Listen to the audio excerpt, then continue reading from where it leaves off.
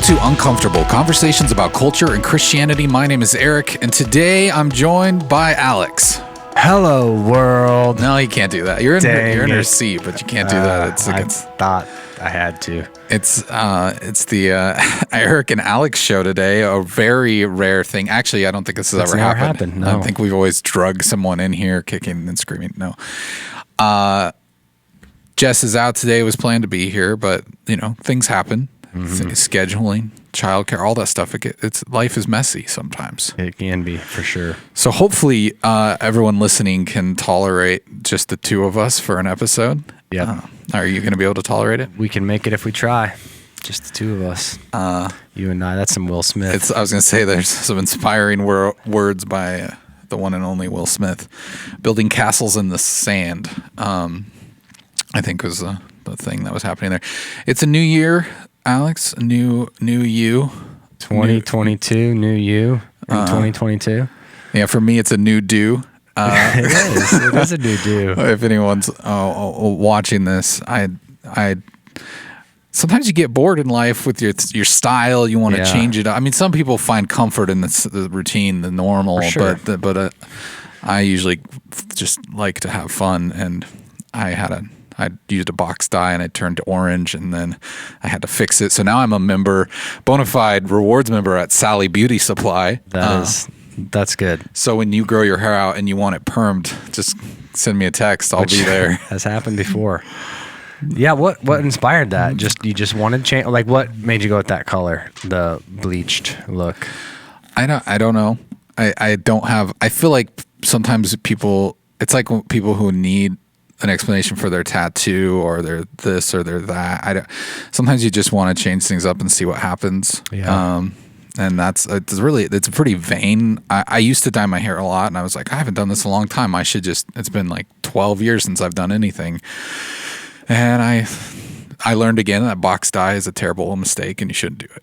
Yeah, so. You always need that reminder every so often in life. I did not quite as dramatic, like a few months ago. I was like, I'm just tired of the same haircut. So I kind of left this patch in the back that I don't really know what I'm doing with it yet. But it's still going with it? Still going. It's still longer back there. And I don't know if it's like a mohawk, if it's going to end up being, what's the word I'm looking for? A mullet, a mullet hawk. I don't know, but I'm looking forward to it. I'm hoping stay tuned. It grows out into a full-on cool mullet thing. It is growing on me. This is true. It's the new year. That means New Year's resolutions are all around us. Sometimes people take it as an opportunity to reinvent themselves, which I guess, with your mullet and my golden locks. Yeah. That's what we're doing. Are you into resolutions? Do you have any New Year's resolutions? I'm not a big resolutions person. I do always take like the new year to like reset. Mm-hmm. I think especially like physically, spiritually, it's just a good time to restart but mostly I think it's because you come out of basically Thanksgiving to Christmas. Mm-hmm. I just do what I want. No, not really, but you're just so busy, so stressful. It's harder to be in rhythms. And so and I kind of give myself permission to during those few weeks to just not be in a rhythm, whether that's eating super well or I'm not always in my best Devo rhythm because it's like kids party, all that kind of stuff. Yeah. And so I kind of I've learned to give myself permission in that month to kind of do things a little differently with knowing that the new year's going to come up and I can kind of restart, refresh, maybe set some goals, but not really resolutions. So resolutions always feel like they're meant to fail. There's you feel like you're setting yourself up to fail if it's something. I mean, it's like with any type of extreme diet or extreme routine or something that is probably somewhat unattainable. I think it's good to have change, like you said. That I like thinking of it that way, as like this is a reset. This is like I've given myself permission to kind of go off my normal routine, but this is a time to kind of recalculate and head into the new year focused, but maybe not doing these extreme things. Last year we got words, but I think since we're not going to be here, my word was trust. Trust. I don't remember what my assigned word was. And Jess isn't here to remind me. Yeah. So that's a bummer. But yeah, there are people that do dive in fully. And so if you're a listener and you're like, oh, I love resolutions, I love a word of the year, all that kind of stuff, like there's no shade, but we'd love to know what that is. I think that'd be fun. So on the YouTubes, leave it in the comment. We're just so uninspired. We need that inspiration. Yeah, inspire us. Give us, and if you're all into it, like people have like used resolutions, I think, to make huge life change, opportunities and things like that. And so I'm not like a downer on it. It's just never really been. When I've set them in the past, it's like I give myself permission to be like, well, it was just like a resolution and it fades away. And so that's just how I am. Well, and it's like I think I mentioned this before, but I'm very obsessive personality. So it's like even with dieting or anything like that, it's like I have to do it all or not. So I'm like, I have to teach myself to do a couple things. Like, hey, just cut this out, or maybe fast a meal, or do and that like that I need that, because when I do it too dramatically, it's something that's never sustainable. But so there's goal setting. Like I'm I set a goal to like read more books this year, and so I think some of those things, but I don't look at them as like a whole resolution. Like I'm changing up everything in my life, and maybe not like the Papa John's challenge where you're like, I'm gonna eat. What did he eat? I don't remember how many pizzas he ate in a month, like 40 pizzas in a month or something like that. No, I didn't. No challenge like that. No. Okay, that's probably good for your health. All right. Well, it's good to get caught up on the new year. 2022 is here. It seems like a year that is it's something I would have heard from a sci-fi movie when I was a kid or something. It is. It's a weird number to say. It feels fake, but it's here, and it's hopefully a good one. So that does it for this part of the show. But up next, we've got headlines. And our first headline comes from Omaha.com. It says Union Pacific clears out homeless encampment north of downtown Omaha. This appears to be this is an encampment that had been there for a while. Yeah. And I mean, it's kind of been like a known encampment for, I think a long time inside of Omaha, where people have a huge portion of the homeless population has kind of created like their own society there. It's a long, like a few mile stretch of railroad track, obviously, which is owned by Union Pacific. Okay. But it's kind of always been one of those things no one's done anything about. It's kind of away from, sight, away from harm, and all those kinds of things. It's not like an eyesore. Like I guess in some communities it's like right under a bridge. Or I know you were sharing like when you guys went to LA this year, that it's just so much more visible. So I think it's kind of been an excused thing that's happened in Omaha. There's no jurisdiction, but then I think it was yesterday, January 4th, that Union Pacific was like, we need to clear this out, which it's really cold. If you haven't been in Omaha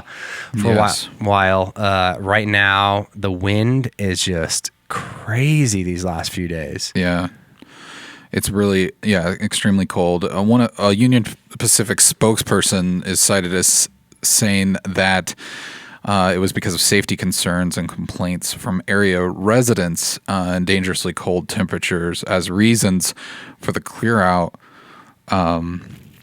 Which I guess people are looking at that both ways. I mean, do we know if they offer any type of help to these people that they're booting out of here? They said, Union Pacific said they're going to help at least make them aware of, some of the homeless shelters in town and all those kinds of things. I would assume,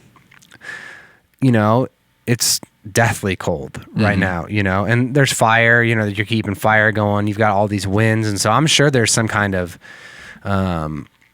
it feels maybe businessy, but also like some genuine care for like, if somebody dies on our property or a fire catches blaze on our property or whatever, then it turns into a whole, kind of thing. So you feel bad for people that have kind of called that home and obviously don't know everyone's situation there, but I think from the Union Pacific standpoint, it's like, man, they don't want that blood on their hands. I would assume in some kind of ways too, but then allowing it to kind of go on for such a long time,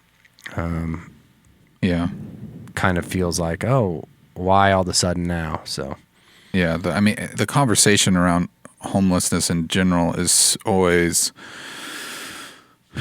I think it's tough because most people couldn't, that have not experienced homelessness. I just don't, you can't imagine yourself in that position. Yeah. And so it makes it really tough to have empathy on that sometimes for people. But I do think, man, I don't know what you do. You want a solution. I think after visiting LA in October, that got put on my heart pretty heavily, just to see that here we are in, the United States of America, and it was just everywhere. Just, there was not a place that was not littered with homeless camps. And it's one of those things that you would, it becomes political, and that's no good. And then everyone takes sides on what to do. And then you've got both extremes, but man, at the heart of it, it's a human issue. It's just like, these people they're human beings who need some sort of care, whether, and then the problem with homeless shelters is like, there's several homeless. I know even in the LA situation, there's several homeless people who have jobs, but because of the housing costs, they can't afford to live anywhere. And then they can't stay in the shelters because of the curfews. And a lot of them have to work late hours at convenience stores or things like that. And they can't go back to the homeless shelter because they're not going to be allowed in because of the curfew. And so it's just this kind of snake eating its own tail cycle of viciousness that's hard to get out of. And so I do think there could be some sort of a safety net there that could protect these people and, help them.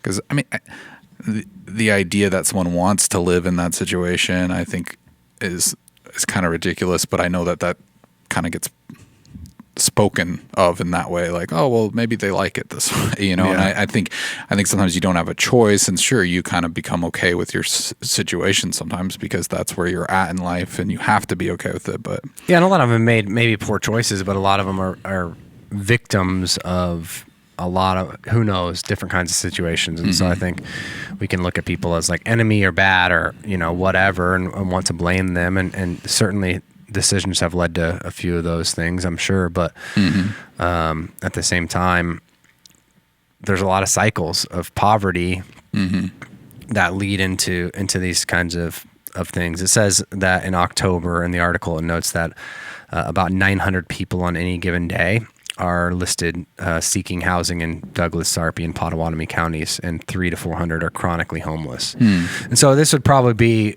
a huge portion of those who are chronically, homeless and have probably created a community for themselves, and, ripping that apart is going to be tough. So definitely something, anytime in the cold weather, as I just listened to that wind, I've been extra thankful these last few days.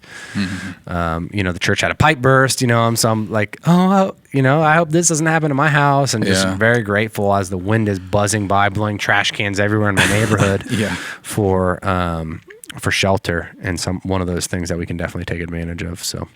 Yeah, and I mean, it's an opportunity to maybe even see what you can do in this situation. If there's a homeless shelter to volunteer at, or if you have donations of coats, old coats, winter coats, things, gloves, anything like that you can help people out. I'm sure it goes a long ways, and it means a lot to people. I know one thing that I've always done and kind of become a practice with my kids is every once in a while, I'll stock up on $5 McDonald's gift cards. It's not a lot, but it's like one of those things where it's because my kids will see that and their heart just naturally goes, oh, that person needs help. And it's like so many times you'll have other people that are, older, you start to become more jaded. You're like, oh, they should get a job. They should do this. They should whatever. But when you look at a child's heart and you see that like compassion there, as a parent, it's like, I need to set an example for my kids to go, this is,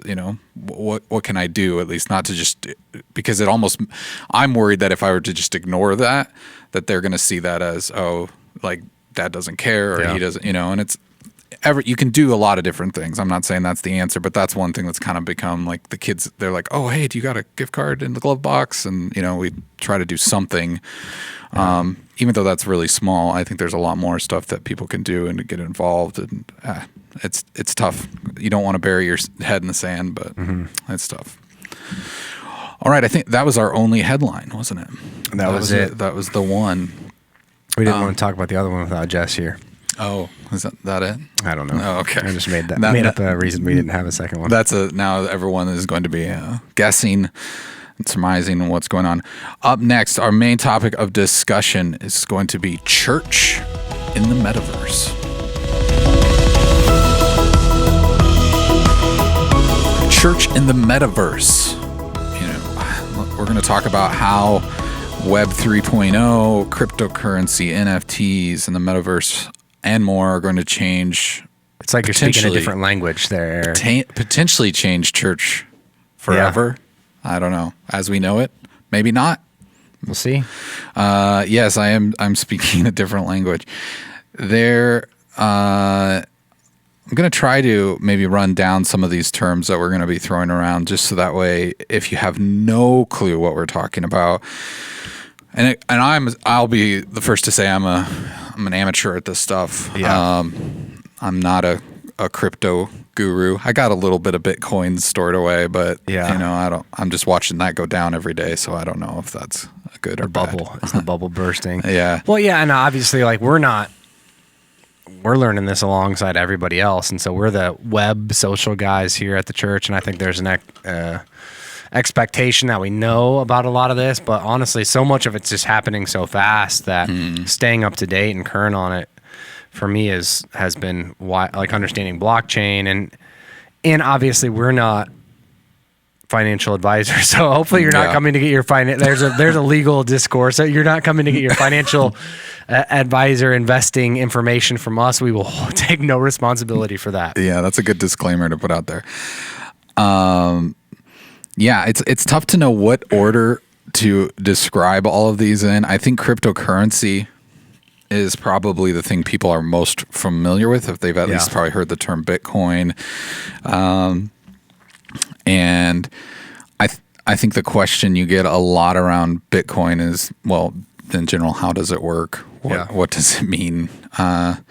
So I'll do my best to explain that. Bitcoin is, a decentralized. I mean, technically, it's a currency as far as we understand it, but it's on the blockchain. It's a token that's traded.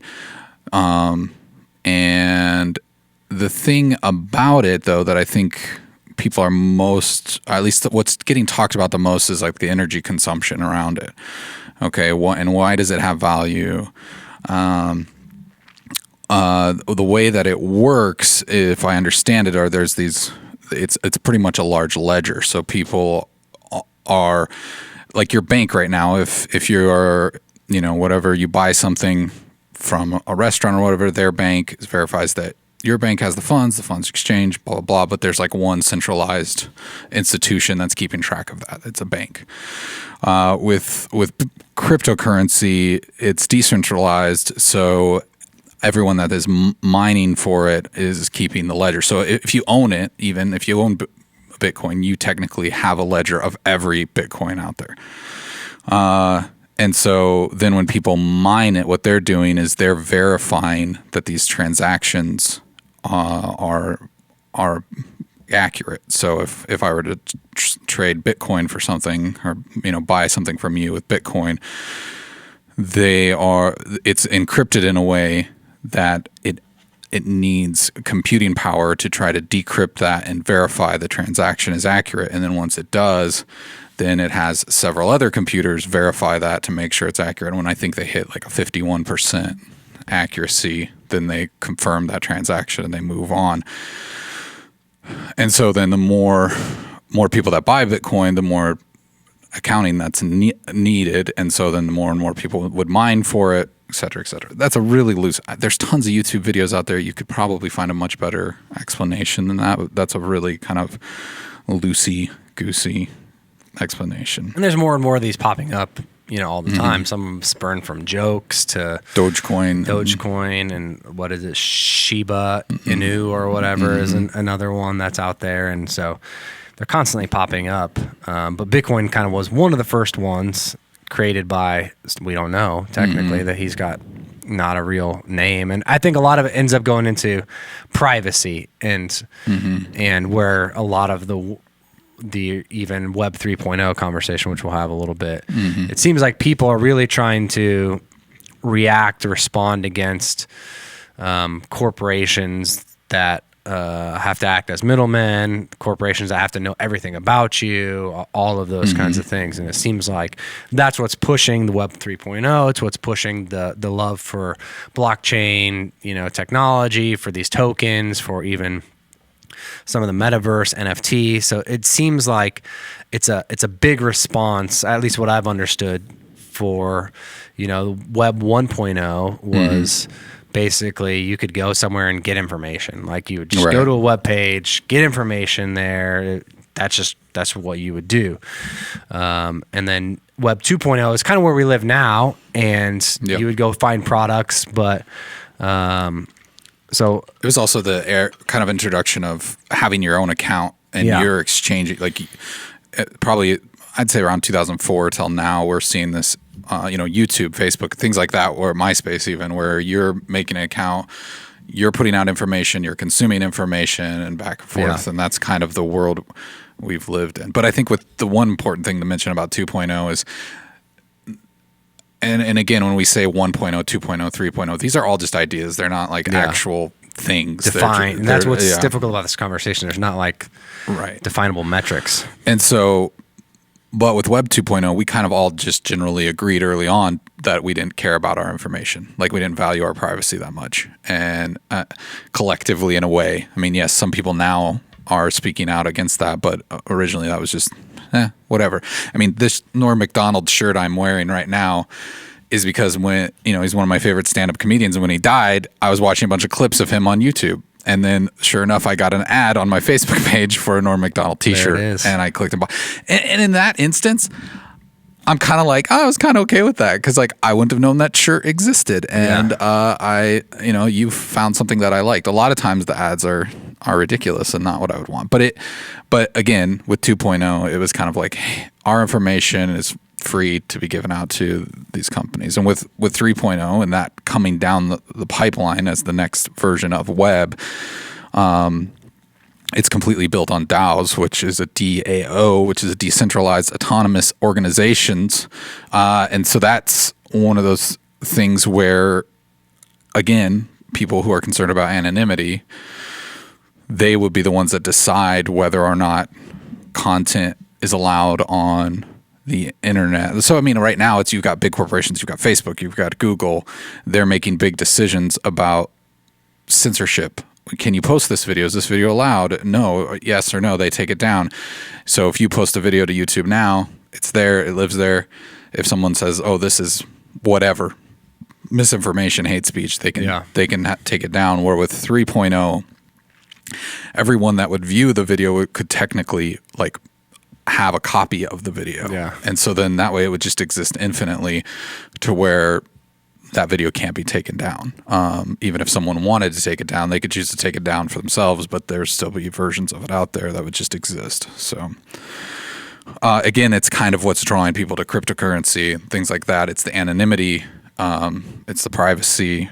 And I think but then that also leads into NFTs, which is the value of something that is non-replaceable. So it's a non-fungible token that would be fungible. You could easily replace that word with replaceable. So it's an item that adds value. The Mona Lisa is a rare painting that there's only one of. A JPEG of something, I can make as many JPEGs as I want and give them to everyone. And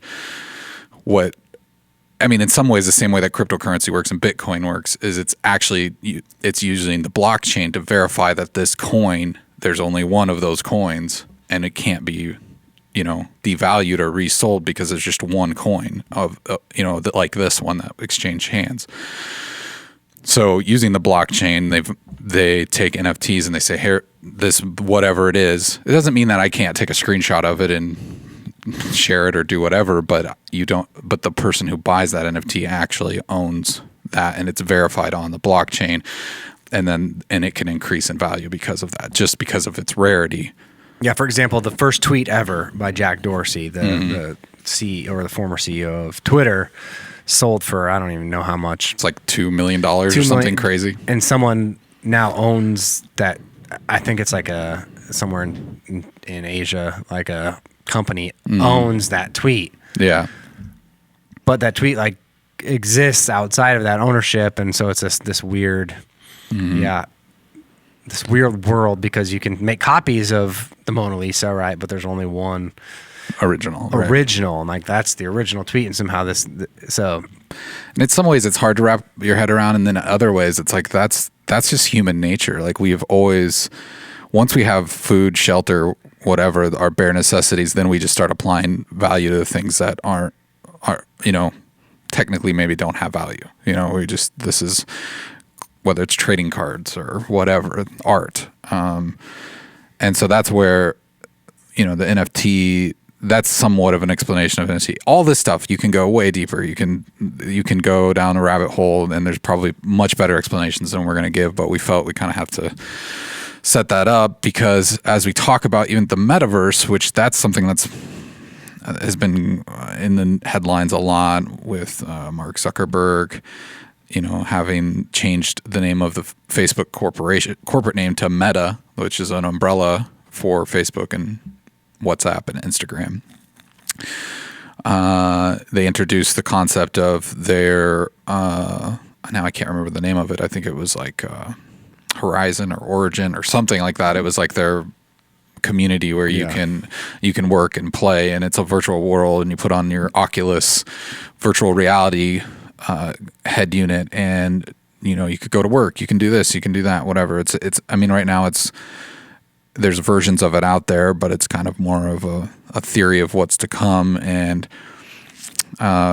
in the recent weeks, there was a video going around. I think Craig Rochelle, the pastor of Life Church, actually posted it on his Instagram of him, or at least his sermon being presented in this virtual world where people were engaging pretty much in a church service, which it reminded me of like a small church too, because there was only like 3 or 4 people sitting in the chairs. Yeah. But they were, they had a guy, the host in there going, asking people to accept Christ as their savior, raise your hand in the back if you, whatever. Yeah. So it's brought up some interesting questions around, as stuff becomes more, anonymous, and as church becomes more decentralized, what does that mean for us as a church, as even a lowercase c church and a capital C church? Yeah. Well, and I think part of it too is a lot of people are probably like, why does this conversation even matter for the church? But, or for me as a disciple, like what does this have to do with culture and Christianity? And I think the reality is, we have to look at all of these things to figure out stewardship is a big part of this, as we get into the blockchain technology, Ethereum, how this money is made, and how much energy consumption that takes essentially to just create a currency that isn't adding value to our ecosystem as a whole, or investing into cryptocurrency versus investing into an actual company, whether you disagree with, company policies, but eventually that feeds into individualism. It feeds into other people having jobs and all of those kind of things. It feeds into how we're stewarding, energy consumption on the planet, and all of these types of things. And so sometimes we introduce like an easy button answer. So for example, like the Tesla, right? It seems like in some ways, if everybody on my block had a Tesla, then life would be better. That's just how it's presented in some ways.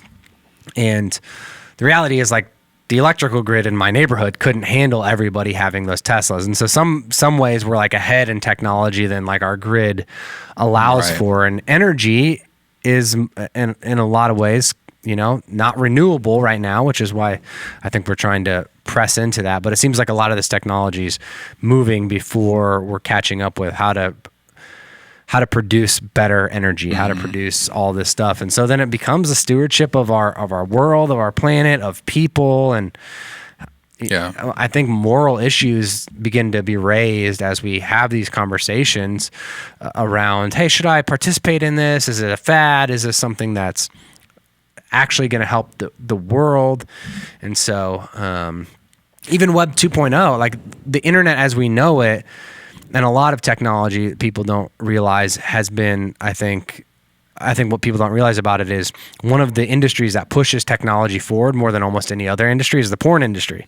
And so, the porn industry is essentially what like separated VHS and 8-track. It's what separated DVD and whatever Laserdisc. Like whatever the porn industry gets on. The first time they failed was Blu-ray and HD DVD. Yeah. Because they backed HD DVD and Blu-ray ended up winning. But I think that's even more telling because that doesn't... I mean, porn is distributed via the internet more than anything now. Well, in chat rooms, better connections to videos, a lot of those things were like that we take advantage of. Really, we're funneled with a lot of money from an industry that is ruining the world. Should we not use the internet? No, but these tools, a lot of times we just kind of use without any kind of how did this get here, and think about the responsibility because it's like how does this benefit me, but it's always that balance of stewardship of how does it benefit me, also what's it hurting, and how do I responsibly own that. And and I think when we're presented with it, we can react like this is. I think sometimes we just have reactions of this is new, I'm scared, whatever. But I think even when you're talking about renewable energy, things like that, there's the people, they're both sides of this conversation. Like, I mean, some people would say, it takes the same power it would take to power Switzerland to power the blockchain. And like, that's crazy. But then you go, but that's like a fraction of the power that we consume just leaving all the passive devices on in our house all the time that are plugged in. Like, it's not even like when you consider that across, worldwide. And then you have arguments that could be made that like, if there were incentives for people to mine the blockchain during times when there is an excess of energy. So as we introduce renewable energy, whether that's solar panels and things like that, there's a higher influx during the daytime where we can't actually use all the power that we're getting. So if they were to set, and then we use more energy at night to heat and things like that. So then you're not producing as much with renewable energy because there's no sun, obviously. So there's, is there incentives there to where we can work and make to where like the mining happens during those peak times? And so there are arguments to be made all across the board. Like, I don't think that's the hard thing, right? It's not like people can just say, this is bad, this is good. It ends up in a lot of those things, like a lot of the things we talk about on this podcast that kind of ends up in this kind of neutral area that could be used for good or bad. Yeah. And I think that's why it's important for us to actually know what's happening so that we can make decisions, with... sometimes ignorance is bliss, obviously, because the more ignorant I am to something, the more I don't have to deal with its consequences either way. And so, but I think as Christians, that's why it's important for us to say, hey, Bitcoin, just because everyone's buying it or because should I buy it? Should I not? I'm not telling you what to do there, but I think there is a responsibility for us to actually research this and to put thought, invite God into that decision, pray about it. And I don't think there's a blanketed statement that we could offer for everybody, but I think it does. Having that conversation, there's a lot more moral argument behind all of this than meets the eye. I think that we have to have some kind of responsibility to talk about. And so I think that's why, as Christians, it is wise to consider these things and to know something about it. Especially for a younger generation that's going to live in this more and more, and so. Well, and I think as time progresses, Web 3.0, NFTs, cryptocurrency, all of this, the metaverse, it's just going to be known as the internet, like we know the internet today. But I think they're new concepts, so and it's gonna get hyped up, and it's probably gonna fail somewhat, and then it'll kind of level out to be the new norm. Because just like in 2000 when the .com boom happened, everything was, stock market was going crazy. It was so going to be the next big thing, and then it all crashed. But now we still have Amazon, and we still have what we know as the internet today. I think you're going to see a lot of fly-by-night people trying to take advantage of others with bogus cryptocurrencies and bogus NFTs and things like that. And so I think you do need to be wise and before just jumping on board and getting taken advantage of. But when we're talking about even the metaverse and that sort of conversation, there's so much else, so much other stuff going on. That things like cryptocurrency and Web3 are involved because cryptocurrency will probably become, the currency of choice on the internet over time. You look at developing countries where they never had landlines. Like in America, we kind of take it, for granted that everyone had we all have our stories of our rotary phones and things like that our grandma had or something. But in developing countries, they never had that. And they just went straight to cell phones. So now when you look at that with cryptocurrency, we're starting to see certain developing countries that maybe didn't really have an economy established like we did with the gold standard originally and things like that, but that are going to just go straight to a cryptocurrency. Yeah, and I think there's some positives to be had from those kinds of things of removing just banks or removing, some of those fees. Like I was reading an article because recently we had dinner with a guy who over Christmas he's from Africa. He won like a school lottery where he's able to come to Omaha and learn. And basically what he does is supports his entire family through the job that he has. And we've heard stories like that. And one of the things that he was talking about, which I looked into more after him just introducing that, is I wonder just how much money that people are making in the U.S. that they're trying to send to their poor relatives is just being eaten by fees and costs and things like that. And one article I read said about $7 billion a year is just lost in fees that the people of Africa never get to see because of that. And so, Wow. And because there's 140 million Africans that live abroad. And so anytime you have to send money, whether it's Western Union or however, when you have to convert a currency and use banks for that, of course, there's fees. And so I think for some people, they're like, hey, this cuts out a middleman. It cuts out, it's why people are like, and Venmo and PayPal are having, fights with the government right now on like, I can just give somebody money and I don't have to do that 2% fee or whatever. Hey, just tell me that and so people want more money in their pocket, and people don't like fees. Yeah, right. Understandably so. But there are fees that, those fees end up paying a company and paying for someone's. So it's just so, when we're so disconnected from people on the other end of it, to step back and kind of consider all of that, there's some really good stuff that happens probably with that fee money and then there's some things that are like, it's just fattening some guy's wallet that is taking advantage of people. Right. And so that's just the tough balance. So as we get into this metaverse conversation a little more, and then, explaining that is probably necessary as well. I did a little bit. It's, virtual reality. It's a place where people can gather. And it seems, right now it seems a little bit gimmicky. I think there's a lot of different things to take into consideration, whether that's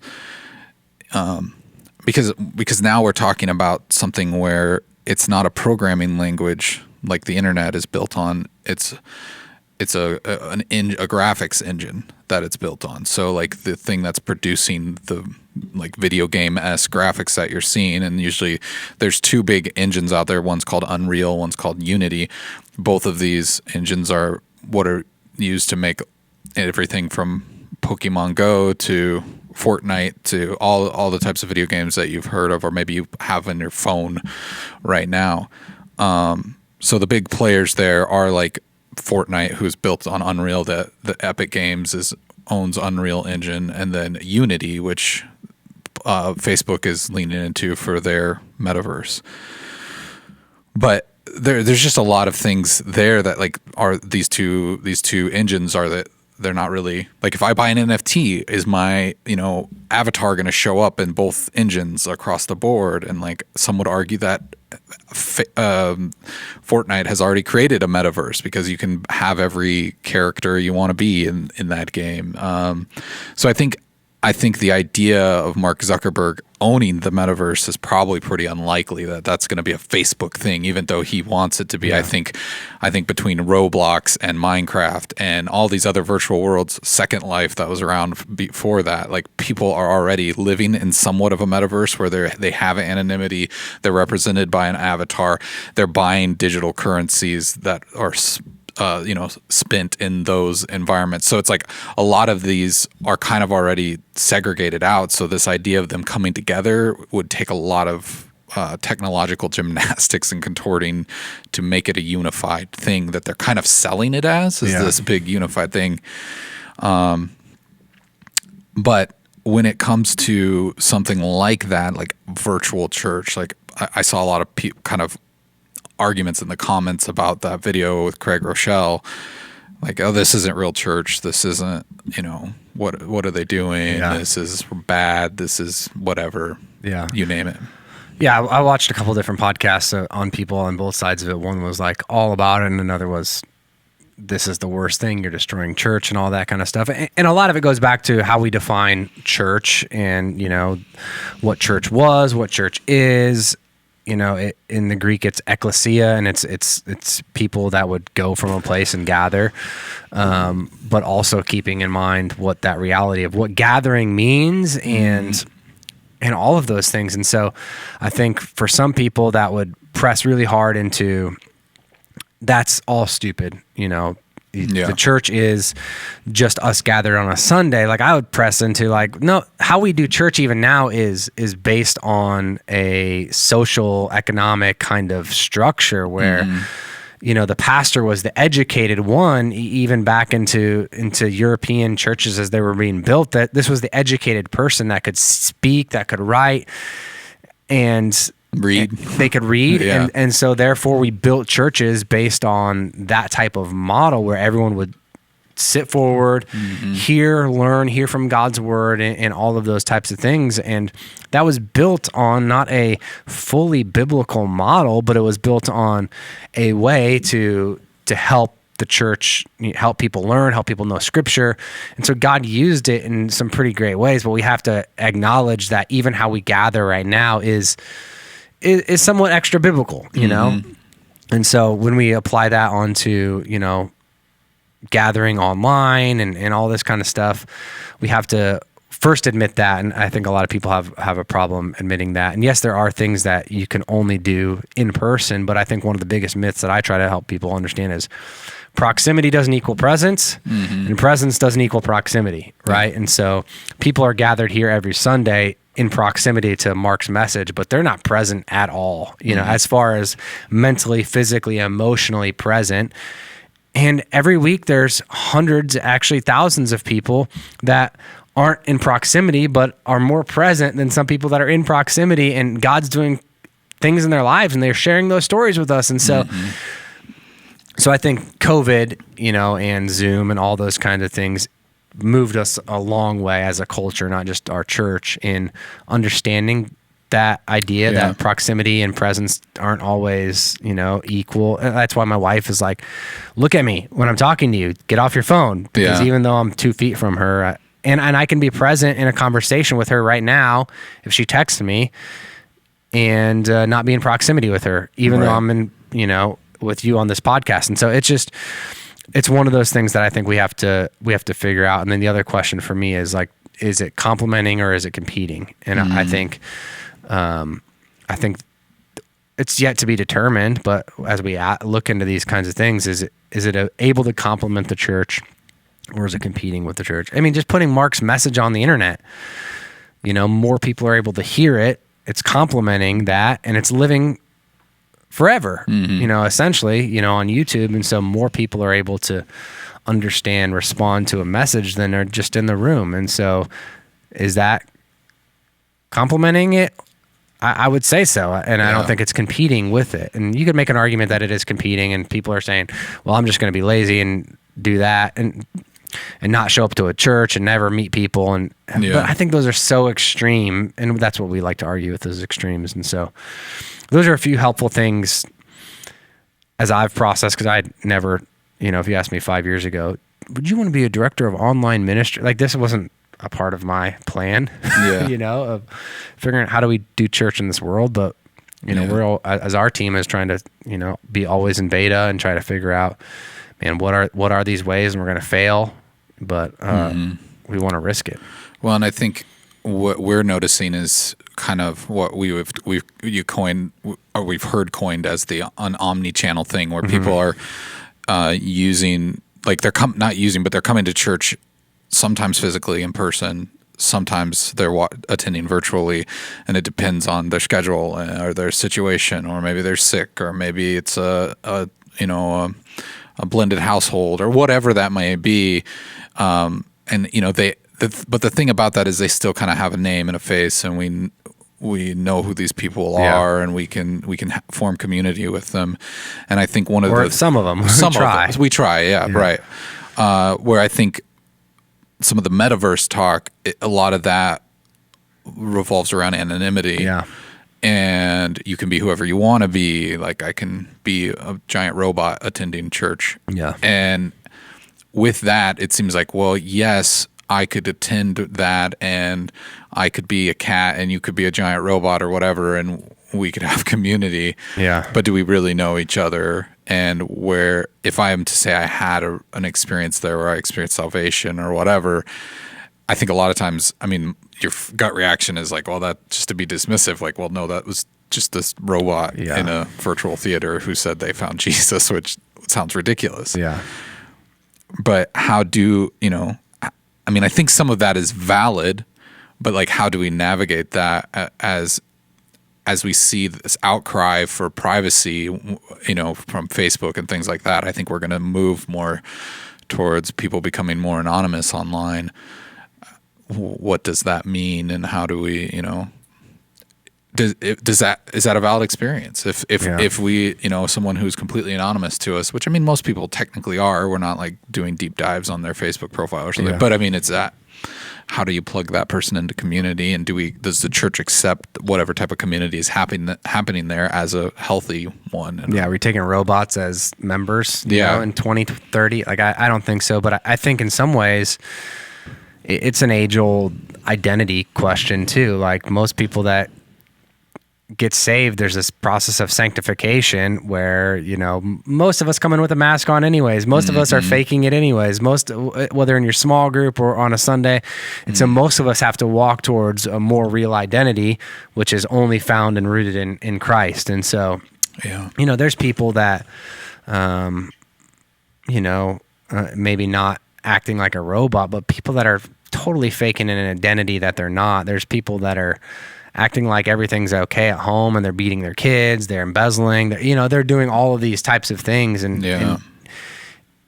who they're presenting themselves as is not, who they are at the core. And so I think it begs us to again consider our own lives before throwing, the baby out with the bathwater, and say, okay, how real am I? How much has my identity in Christ changed me? We ask that question when people are being baptized, when they make those decisions. It's part of our testimony is, how was your life before Christ and after Christ? And did Christ come to save, at pig avatars? No, like I'm not saying that. Well, baptizing robots could be dangerous. That would be very dangerous. Get electrocuted. We might find ways. But so I think those are some of the things that people have to step back at least and consider. Yeah. And then another thing we've seen recently is just considering the rural communities. And so we've had some people, one gal, and she listened to the podcast from Germany, and just because of the situations in her local hometown, she was able to find us on YouTube, and we had conversations with her, Aaliyah, and she ended up getting baptized at her local church. And it was a cool story of the reach that we had, and a co-discipleship that's going on with Christ Community, but also her church in Elam, Germany. And so we've had stories like that across the world, but also people in small town Nebraska that have reached out and they're saying, man, I've been a part of a church for 20 years and that denomination that I'm a part of is no longer really representing a conservative Christianity or a biblical view of Christianity as that person sees it. And so one gal, told me she's been teaching Sunday school for, I think, 12 years, over a decade. And they told her she couldn't teach anymore because she was telling kids that Jesus is the only way to heaven, And so I think that's pretty core doctrine that we would have in the Christian church. And she's like, that's where all my community is. And I don't have another church option, like I don't just, in a rural community, I don't get to church shop. Yeah. And so for her, she's like, I've been removed and isolated from all that I've known for decisions I haven't made, but then I can connect with Christ's community. And this person's got a kid that's in town and going to college in town. And so able to even get here physically every so often, but because of their profession as, in a farm, they can't just drop everything and sell it to move, you know? And so we're trying to help them build community in a new and fresh way. And I think those things are going to happen more and more because that's what a lot of mainline denominations that are splitting right now, one of their strategic things they did was go plant churches in all of the small towns. That's why every church has a First Methodist, First Baptist, And so that was their church planning strategy for a lot of these big denominations that are, splintering in some ways. And so I think those are even the people no one's even considering when we're talking about online, services and community and, metaverse type of things is we always want to go to the extreme of someone who's faking it that I'm not going to have a relationship with. Know? And so yeah, it's been fun to see that, but I'm always being challenged in, man, is this good? Is this wrong? And I've learned, I think there's less ability to just put blanket answers on people. You have to treat people as individuals and hear their stories and hear where they're coming from. There's some people that attend every week online here that I would probably coach to not, because they're doing it out of convenience and they could get here, you know, and they're missing some things in person, and I think that's a part of their discipleship to say, hey, no, I think you could sacrifice a little bit more and get here, not just given the convenience, but then there's other people that's not the case. And so, I don't want to give that answer to both people. Right. Well, I think there's things that we have embraced in the past 10 to 20 years that have just become second nature, that as this stuff grows and becomes more part of our lives, we're not going to notice it as much. It's going to become more invisible. I mean, you talk about cryptocurrency and people would have thought, even 50 years ago, the idea, with credit cards seemed crazy, how can you're not actually exchanging cash, or, we're not on the gold standard anymore. There's things like that just became accepted over time. And I mean, for the most part, all my transactions are digital anyways. So Facebook, for example, or any of that type of interaction with friends and family, I think we saw this in the past few years that Facebook has become like a trusted news source for a lot of people. People will just believe anything that comes across there as truth. And it's just become an acceptable part of life, for better or for worse. But I think that as technology advances and as our experiences advance, some of that stuff that we currently are just accepting of, we wouldn't even think about. I mean, you name it, the car, the automobile, whatever, airplanes, anything, it just becomes a part of life and we don't really question it. And I'm sure, the idea for me of putting on a VR headset and going to work, for one, that sounds uncomfortable because I've wore VR for a while and you get kind of sweaty and it's not great. But then they're like, hey, well, we're going to, Facebook has a deal with Ray-Bans and we're going to make glasses that are going to be an augmented reality thing. And it's like, okay, well, that now is starting to sound more appealing if they can actually make that stuff work. So I think the more invisible it becomes, anything that's designed well will kind of become invisible in your life. And I think we'll become more accepting of it. But then I think on the flip side, you always have that group of people who are when presented with new things are just naturally opposed to it, or it's evil or it's bad or whatever. Yeah. And I go both ways with the anonymity stuff. I Apple, I'm happy they came out with some of the new privacy policies, and I click ask not to track on almost everything, and not because I have stuff to hide. I'm just like, they don't need to have that information that I was always feeding them, and so, so there's parts of me that are excited about that, but then of course there's parts of that are freaky and could be used in the wrong hands for bad reason, and such as almost anything that we, money or almost anything, it's morally neutral. Yeah. And but that's why I think these conversations matter, because things that are morally neutral, we have to make decisions about how we're going to use it. Are we going to use it, for self-gain? Are we going to use it for the gain of the church, building a platform for ourselves, building a platform for the gospel? And so I think it does end up being a conversation that is a big discipleship conversation in our lives. And so, well, and even if you think of, church online as it is right now, for the most part, is you can watch a church service and experience it that way. Maybe you have a group that meets on Zoom or something like that, like a community group. But I think of people in those maybe even rural, landlocked areas that you're mentioning for years have watched different religious programs on TV, whether that's been over satellite or over the air or cable or whatever. And that's been their church. Some of those people who are immobilized, who can't leave their homes or whatever, that has become their community. And but I think if technology is strengthening in a way that we can actually develop something that would look more like real community for those people, then why wouldn't we want to do that?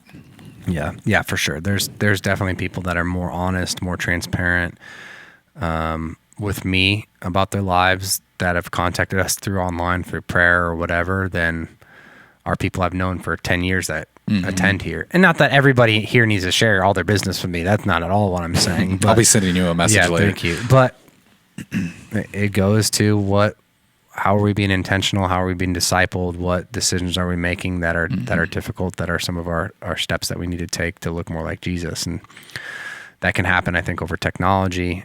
That can happen in person, and we'll continue to see how it progresses. And so, and prayerfully, we're going to fail, but, and I'm grateful for our heritage at CCC. We talked about it a lot last year, but a guy that got on a radio, people told him he was nuts, our founding pastor, R. Brown, and he reached, hundreds of thousands of people. And we're sitting in a seat because he built a faithful ministry and risked a lot of stuff, and so I'm grateful for that, and want to continue to carry that banner as well as we can, with great responsibility as well. Yeah. So, well, I'm looking forward to getting some Oculus Rifts so we can start having virtual church in the Metaverse. Soon. Maybe we'll have a guest on here through an Oculus type of way. We'll do like a Metaverse podcast. It's exciting. Most people are looking forward to Jess being back next week. Yeah, that's probably true. Yeah, we'll one step at a time. Yeah. Well, we could go on and on, but I think we covered most of it, and I think it's good for people to remain open to new things, and don't be afraid of things just because they're new, but also be responsible about it and try to understand it the best that you can. And maybe we really botched some of this and you want to correct us, you could let us know too. We'd appreciate that. You can always send us an email at podcast@cccomaha.org, or you can reach out to us on social media at cccomaha. Hopefully soon on the Metaverse you can reach out to us as well. But I think that does it for us for this episode. Thanks for listening or watching wherever you are. And until next time, we'll talk to you then.